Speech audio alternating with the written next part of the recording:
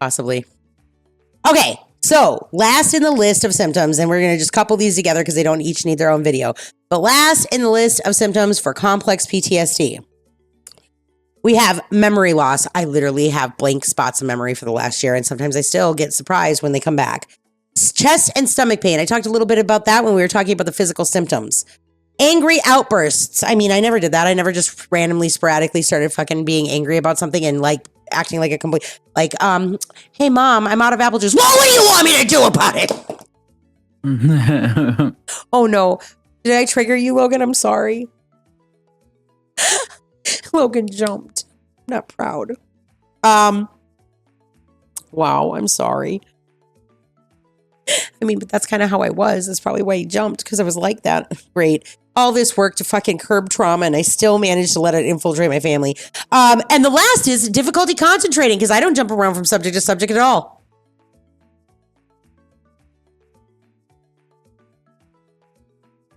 Imagine. And there you have it, though.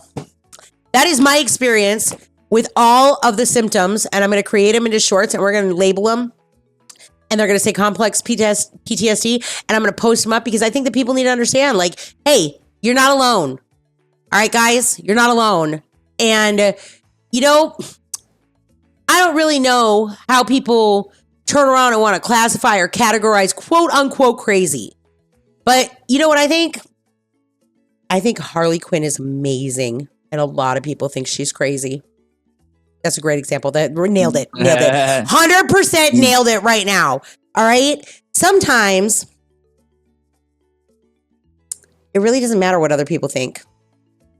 If you are doing everything you can and you can be somebody that you can live with, then it doesn't really matter what anybody else wants to label you as. As long as you are okay living with that, because you are worth it and you are enough and you deserve the best for yourself. And everybody has a different idea of what makes happiness and what makes them their best and what does that.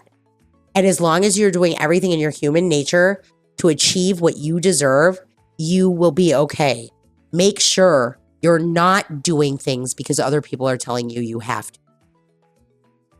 It's one thing to listen to people's opinions and understand that maybe you need to listen so that you can help yourself. But just because someone tells you you need to behave a certain way or do a certain thing does not mean that you do. It does not make them right because they want to tell you how difficult you are when they have no idea what you're struggling with. And it does not make it okay to chastise you and tear you down in an unhealthy manner just because you are experiencing symptomatic behavior. You are enough, you are worth enough, and sometimes you got to be strong enough to just really, and it's the hardest thing I've ever done, walk away and take care of yourself. I'm still working on it, but like, you can do it. You can do it. And if somebody is making you dragging you down as you're trying to climb that ladder and they are more of a weight, then you got to let them go so you can take care of yourself. And you got to pray and trust or just hope or whatever it is you want to do in your own belief system that things are going to work out. Don't be afraid of walking away from losing things, because sometimes we have to lose things in order to be able to be our best self. True fact. So that's it. We made it through the whole entire list of complex PTSD symptoms, how they've affected me, and hopefully some of my experiences that I've shared will maybe help some people that we watch. Now that we got this kick-ass way of producing content, hopefully I'll be able to share my experiences, because there's one thing that I know about complex PTSD for me. I never felt more alone in my life than in the deepest throes of struggling with it. I want to believe that I'm better. I want to believe that it's going to be that way, but you want to know what the truth is? I'm not sure I'll ever be 100%, but I will learn better coping mechanisms, and I will learn to understand how people affect me, and when they affect me in certain manners, if they can't, I will learn to healthily express that. But if I see no change, I will learn to healthily exit and be done and take care of myself.